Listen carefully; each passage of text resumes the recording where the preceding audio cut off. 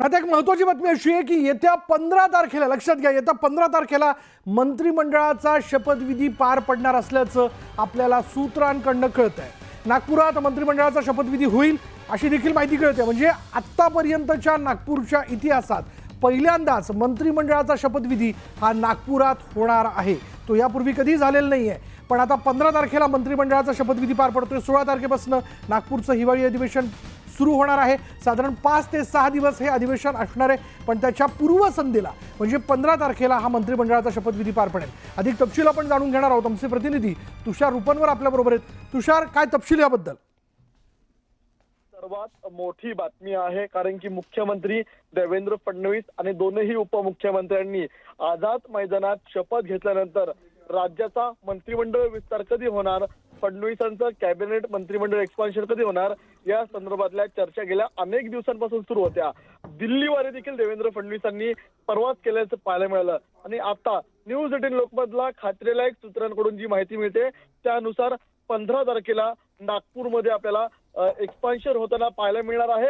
आणि 16 तारखेला राज्याचं हिवाळी अधिवेशन, देवेंद्र फडणवीस सरकारचा हिवाळी अधिवेशनापूर्वी आपल्याला राज्याचा मंत्रिमंडळ विस्तार होताना पाहायला मिळणार आहे. आणि आपल्याला अधिक माहिती म्हणजे हे मंत्रिमंडळ विस्तार हे जम्बो कॅबिनेट असणार आहेत, कारण की जे इच्छुक मंत्री आहेत ते आपल्याला मुंबईमध्ये गेल्या अनेक दिवसांपासून तळ ठोकून राहिल्याचं पाहायला मिळत आहे. मात्र आता न्यूज 18 लोकमतच्या बातमीनंतर स्पष्ट झालेलं आहे, 15 तारखेला नागपूरला आपल्याला हिवाळी अधिवेशन होताना पाहायला मिळणार आहे. शक्यतो आतापर्यंतची जी राज्य मंत्रिमंडळाचे विस्तार असतील किंवा शपथविधी असतील ही आपल्याला राजधानी मुंबईमध्ये पार पडताना पाहायला मिळाले होते. मात्र आता पहिल्यांदाच नागपूर नगरीमध्ये आपल्याला राज्य मंत्रिमंडळाचा विस्तार होताना पाहायला मिळणार आहे. विशाल, याच विषयाला घेऊन आपल्याबरोबर बोलण्याकरता आहेत काँग्रेसचे प्रवक्ते अतुल लोंढे. अतुल लोंढेंशी आपण बोलणार आहोत. अतुल लोंढेजी, अखेर मंत्रिमंडळाचा शपथविधी 15 तारखेला पार पडतोय असं सूत्रांकडनं कळतंय. आपली प्रतिक्रिया काय? असं आहे की स्पष्टपणे दिसतंय यांच्यामध्ये कुठल्याही पद्धतीचा कन्सेन्सस झालेला नाही. कोणते मलाईदार खाते कोणाला भेटणार याच्यावरून वाद सुरू असतील अशा पद्धतीचे हे संकेत आहे.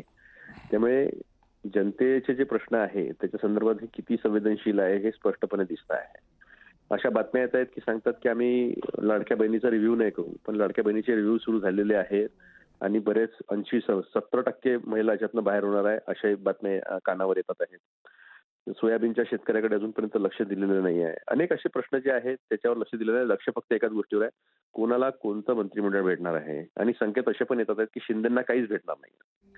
शिंदेंचा वापर झाला, खुलो चबाव फेक दो अशा पद्धतीचं शिंदेसोबत व्यवहार जो आहे तो बीजेपीचा सुरू आहे असे पण संकेत मिळतात आहे.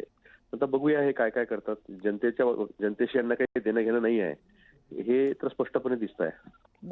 पण ज्या प्रकारे उशीर लागलाय यातनं काय नेमका अर्थ काढायचा? नाही, बीजेपीनी स्पष्टपणे त्यांना सांगितलं, म्हणतात की तुम्ही तुमची यादी पाठवा, मग त्यातला कोणाला मंत्री बनवायचं ते आम्ही ठरवू. अशा पद्धतीची पण माहिती येते आहे. म्हणजे स्पष्टपणे बीजेपीने कामापुरता वापर करून घेतलेला आहे. आणि आता त्यांना राहायचं असेल तर राहा, नाही तर मग आम्ही सांगतो त्या पद्धतीनं राहा अशा पद्धतीचा फास जो आहे तो त्यांच्यावर टाकलेला असं दिसतं. धन्यवाद या प्रतिक्रियेबद्दल अतुल लोंढेजी. आणि आता 15 तारखेला नागपूरमध्ये मंत्रिमंडळाचा शपथविधी जो आहे तो पार पडतोय. 16 तारखेपासून नागपूरचं हिवाळी अधिवेशन सुरू होत आहे. त्यामुळे आत्तापर्यंतच्या राज्य मंत्रिमंडळाच्या स्थापनेच्या इतिहासात पहिल्यांदाच नागपुरात मंत्रिमंडळाचा शपथविधी जो आहे तो पार पडतोय. यापूर्वी कधीही मंत्रिमंडळाचा शपथविधी हा नागपुरात झालेला नाही. पण आता होणारं अधिवेशन, सरकार स्थापना आणि आता मुख्यमंत्री आणि 2 उपमुख्यमंत्र्यांनी शपथ घेतल्यानंतर मंत्रिमंडळ विस्तार केव्हा होणार याबद्दलच्या तारखा समोर येत होत्या. पण आता सूत्रांकडनं खात्रीलायक माहिती आपल्याला अशी मिळते की येत्या 15 तारखेला नागपुरात म्हणजे अधिवेशनाच्या पूर्वसंध्येला आता शपथविधी सोहळा जो आहे तो पार पडतोय. आता फक्त पुढला प्रश्न असा आहे की शपथ घेणारे चेहरे नेमके कोणते असणार आहेत. यामध्ये जो आपल्याला फॉर्म्युला कळतोय तो असा आहे की 22 भाजपचे मंत्री शपथ घेतील, शिवाय शिवसेना शिंदे गटाचे 12 आणि त्याचबरोबर 9 मंत्रिपदं जी आहेत ती राष्ट्रवादी अजित पवार गटाला जाऊ शकतात. त्यामुळे यामध्ये कोणाची वर्णी लागते, ही वर्णी लागत असताना नेमक्या कोणकोणत्या मुद्द्यांचा विचार केला जातोय. कारण भाजप कायम धक्कातंत्राचा म्हणजे आश्चर्यकारक काहीतरी चेहरे पुढे आणण्याचा त्यांचा प्रयत्न असतो किंवा तशी त्यांची पद्धत आहे. त्यामुळे यंदा मुख्यमंत्री देवेंद्र फडणवीस यांच्या अखत्यारीत तयार होणाऱ्या मंत्रिमंडळात खास करून त्यांच्या गटामध्ये म्हणजे भाजपमध्ये काही नवीन चेहऱ्यांना संधी दिली जाते का, काही ज्येष्ठ नेत्यांना पक्ष संघटनेसाठी म्हणून तिथं काम दिलं जातंय का किंवा त्यांना टाळलं जातंय का, हे बघणं महत्त्वाचं ठरेल. पण दुसरीकडे शिंदे गटात देखील मंत्रिमंडळासाठी मोठ्या प्रमाणात रस्सीखेच दिसून येते. वेगवेगळी नावं जी ती समोर येताना दिसत आहेत. आणि लोकमतने म्हणजे कायमच न्यूज 18 लोकमतने पहिल्यापासून निकालाच्या दिवसापासून कोणतीही घाई गडबड गोंधळ न करता अचूक बातमी, थेट बातमी आणि सगळ्यात पहिल्यांदा बातमी जी आहे ते आपल्यापर्यंत पोहोचवण्याचा प्रयत्न केलेला आहे. एवढा ती पोहोचवली आहे. त्याच्यामुळे अधिवेशनाच्या पूर्वसंध्येला ही शपथविधी पार पडणार ही बातमी जी ती सगळ्यात पहिल्यांदा आपणच दिलेली आहे. पुन्हा एकदा जाऊया तुषारकडे. तुषार, आता राहिला प्रश्न, चेहरे कोणते असणार? विशाल, आपण जर पाहिलं असेल तर मागच्या 2.5 वर्षाच्या कालखंडामध्ये आपल्याला 3 पक्ष होतं आणि तिन्ही पक्षांना आपल्याला समसमान न्याय देताना पाहायला मिळालं होत्या. तिन्ही पक्षांचे आपल्याला 9 आपल्याला प्रत्येकी मंत्री होताना पाहायला मिळाले होते. मात्र आता तशी परिस्थिती नाहीये.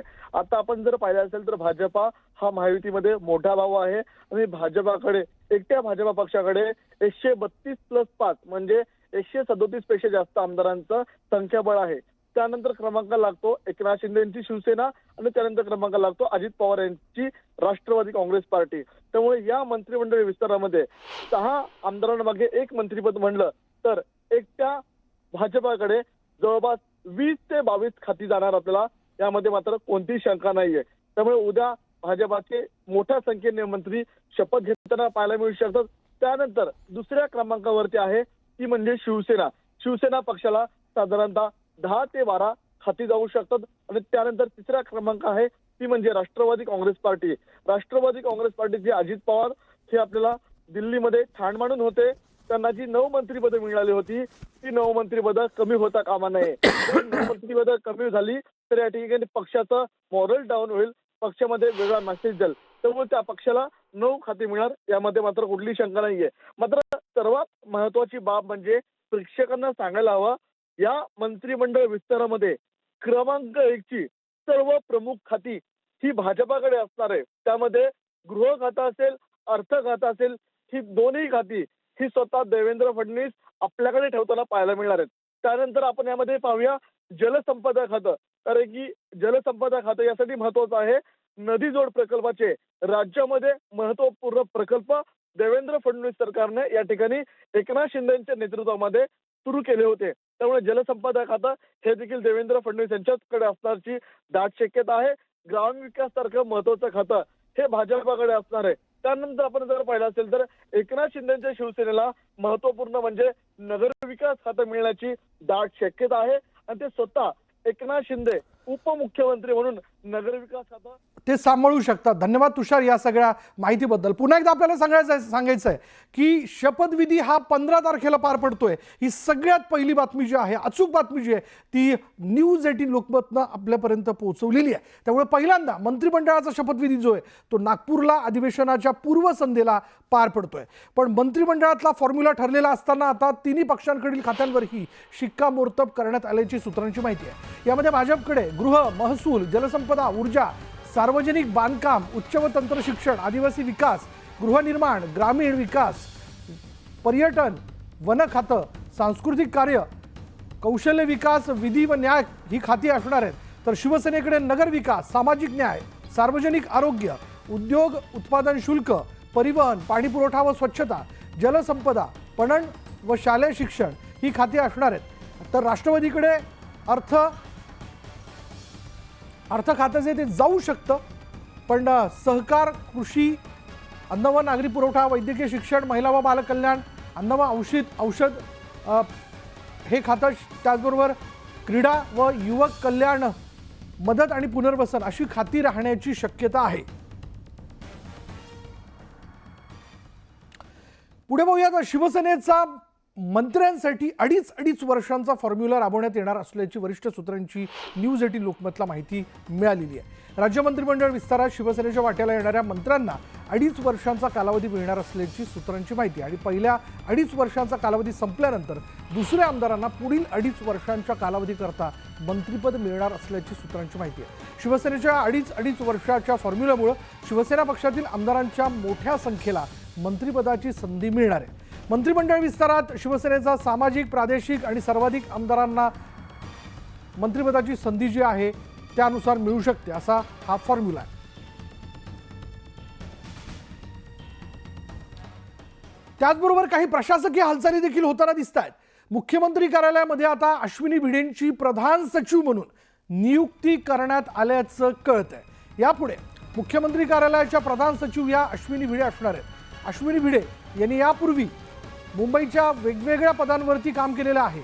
MMR रिजनमध्ये जो आपण अंडरग्राऊंड मेट्रोचा प्रोजेक्ट बघतोय त्या मेट्रोच्या प्रोजेक्टवरती देखील प्रमुख म्हणून अश्विनी भिडेंनी काम केलंय की एव्हाना ते काम करतायत. त्यामुळे आता मुख्यमंत्री कार्यालयाच्या प्रधान सचिव म्हणून जबाबदारी जी आहे ती अश्विनी भिडेंकडे देण्यात आलेली आहे. एक तरुण प्रशासकीय अधिकारी म्हणून अश्विनी भिडेंना ओळखलं जातं.